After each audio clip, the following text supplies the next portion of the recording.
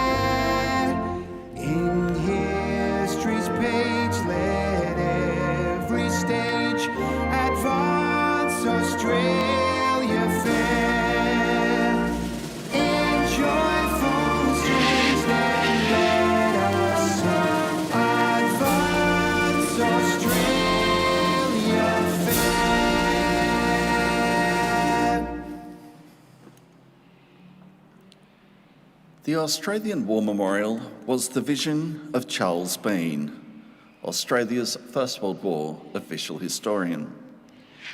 Bean landed with the Australian troops on Gallipoli and stayed with them at the front through to the end of the war.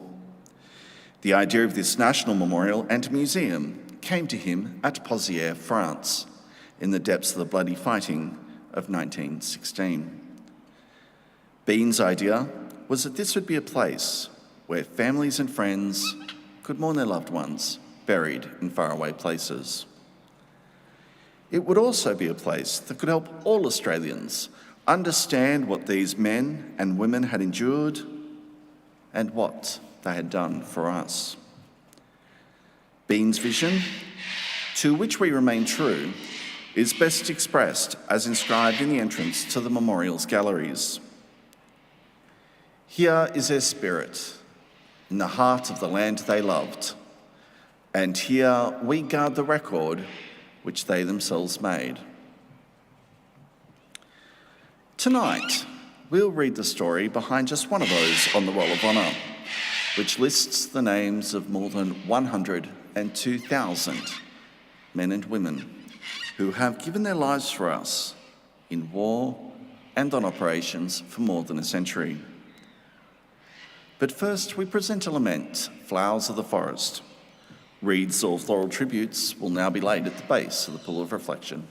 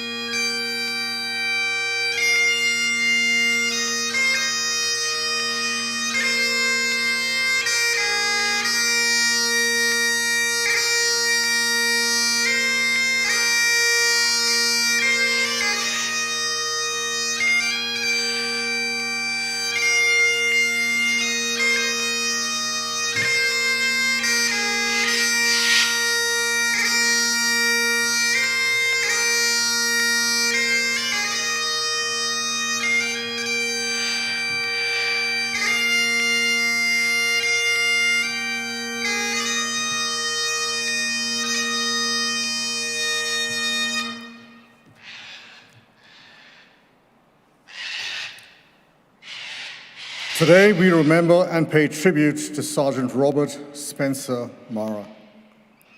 Robert Mara was born on the 27th of September 1883 at Canberra Station, South Australia. He was one of 12 children born to Joseph and Sarah Mara and received his education in nearby Jamestown alongside his siblings. At the outbreak of war in 1914, Robert was working at the South Blocks mine in Broken Hill with his brother Walter. Robert Mara was among the first Australians to volunteer, travelling from Broken Hill to Sydney, where he enlisted in the Australian Imperial Force on the 27th of August 1914. He was the first of 5 brothers in the Mara family to serve in the First World War. He was assigned to the 3rd Battalion with the rank of private and spent 2 months training in Australia before embarking on the troop ship Euripides on the 20th of October, bound for Egypt.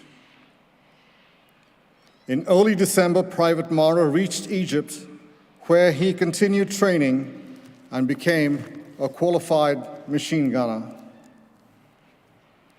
In April 1915, he was among the 16,000 Anzacs who took part in the famous landing at Gallipoli, serving as part of the 2nd and 3rd waves. Mara's comrade, Private Reuben Smith, recalled the 3rd Battalion's experience, saying, "We got a pretty lively reception from the Turks. When we were landing, we were up to our waists in water, but we took no notice of that. We had no sooner landed on the shore than we were chasing the Turks back up the hills. We drove them back a good 2 miles, and then we had to stop as they turned shrapnel and machine guns onto us." After the landing, Private Mara's battalion entered a quiet period in the trenches of Gallipoli, which was characterized by occasional shelling and rifle fire.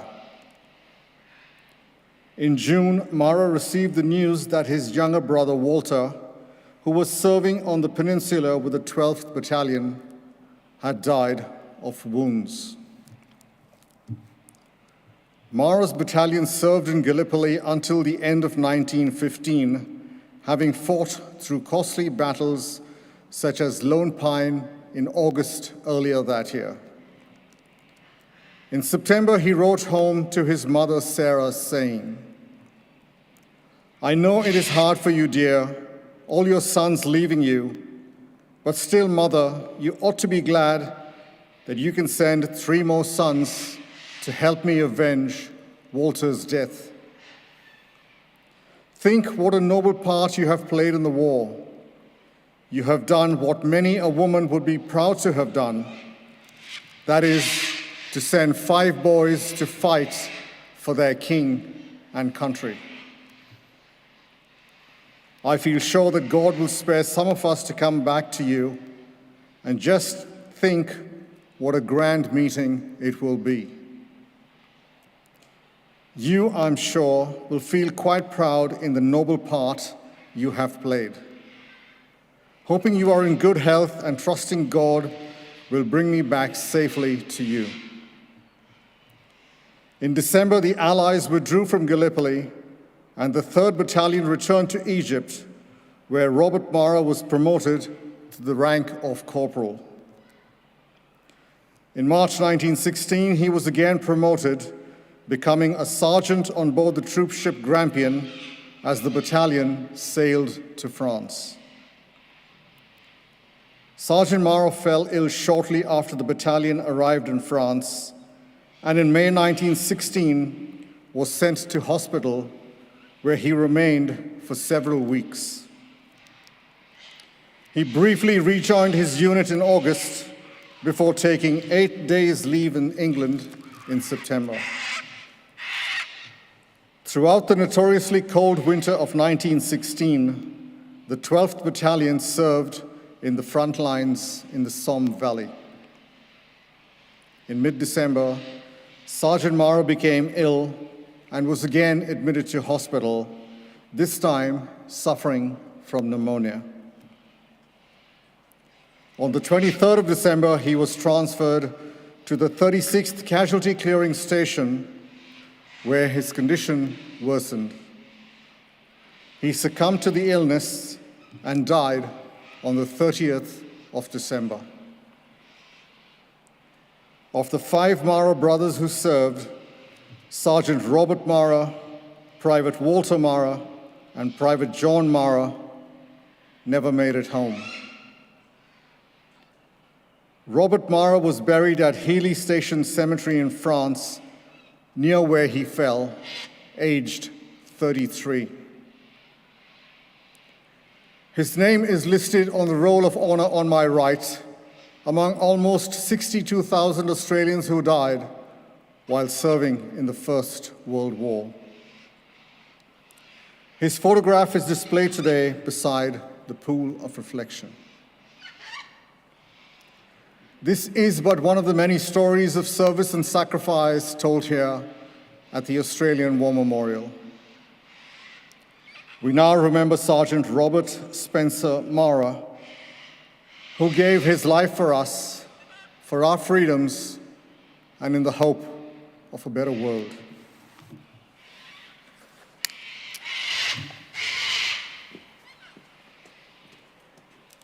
Please stand for the reading of the Ode and the sounding of the last post.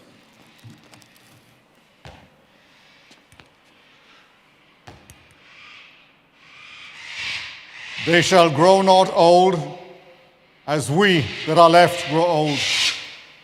Age shall not weary them, nor the years condemn. At the going down of the sun, and in the morning, we will remember them.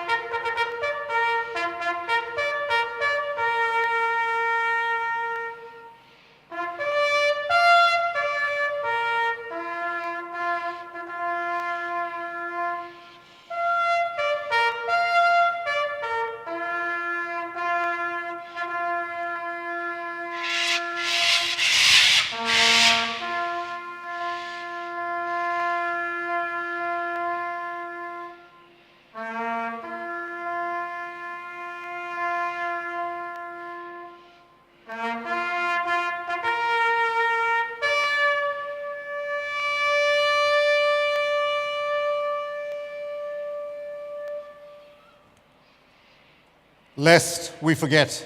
Lest we forget.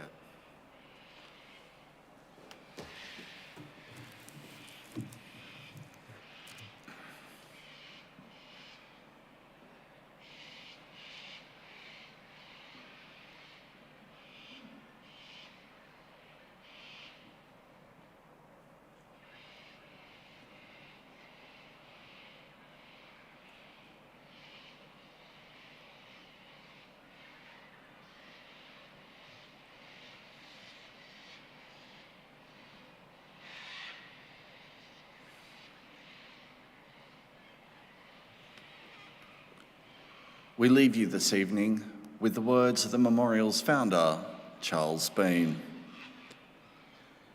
Many a man lying out there at Pozières or in the low scrub of Gallipoli with his poor, tired senses barely working through the fever of his brain has thought in his last moments, well, well, it's over. But in Australia, they will be proud of this. Ladies and gentlemen, girls and boys, that concludes the last post ceremony. On behalf of the Director and staff, thank you for visiting the Australian War Memorial today and for your continued support of the Memorials Development Project. And we wish you all a very pleasant evening. Thank you.